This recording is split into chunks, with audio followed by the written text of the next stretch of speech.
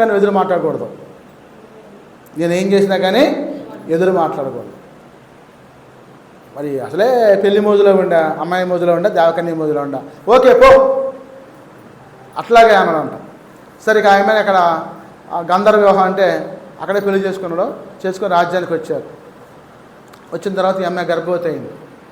గర్భవతి అయ్యి ఒక మగపిల్లవాడిని కనాలి. ఆ మగపిల్లవాడిని తీసుకుపోయి బయటికి చంపి పాడేసింది.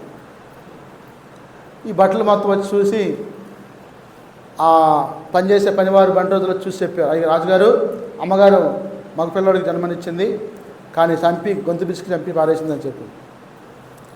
ఏం చెప్పింది? నేనేం చేసినా కానీ మాట్లాడదు, ఎదురు మాట్లాడదు, నోరు మూసుకొని ఆపండి అన్నది. అలా జరుగుతూ ఉంది. 2వ సంవత్సరం వచ్చింది. మళ్ళీ ఇంకో గర్భిణీ వచ్చింది. మళ్ళా మగ పిల్లవాడు పెట్టాడు. మళ్ళా కూడా గొంతు బిసికి పిల్లవాడిని చంపి పారేసింది. మళ్ళీ బంటోతులు చూశారు, పనివాళ్ళు చూశారు, వచ్చి చెప్పారు. ఏం చెప్పింది? మాట్లాడొద్దని చెప్పింది.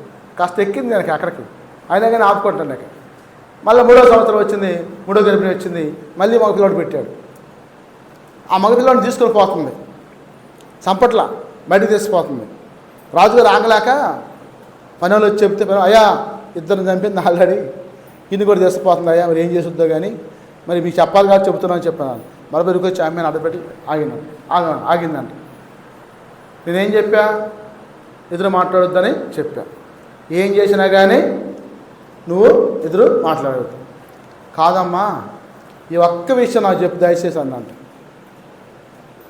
చెబితే నేను నిన్ను వదిలిపెట్టి మాయమైపోతానదంట. మాయమైపోయినా నాకు ఇష్టంగా నా పిల్లడు నాకు కావాలన్నంట. నా పిల్లడు నాకు కావాలన్నంట. ఇక ఒకరోజు దేవకన్యని తీసుకొని ఒక ఇంటికి, ఒక రాజ్యానికి వెళ్ళారు వీళ్ళు. ఆ రాజ్యంలో రాజుగారు చనిపోయాడు. రాజుగారు చనిపోతే అందరూ ఏడుతున్నారు. ఈ దేవకన్య ఏం చేస్తుంది? నవ్వుతుంది. వాళ్ళు ఏడుతుంది, నవ్వుతుంది. ఈ పక్క నుండి రాజు గిల్లుతుండు. ఇక పక్కకు వచ్చింది. ఇక రాజుగారిని దమ్ములను తెసిపోయి ఉరి చేశారు. ఆడబోయి ఏడుస్తుంది అమ్మాయి, ఆడబోయి ఏడుస్తుంది. అప్పుడు వీడు అడిగాడు, అమ్మ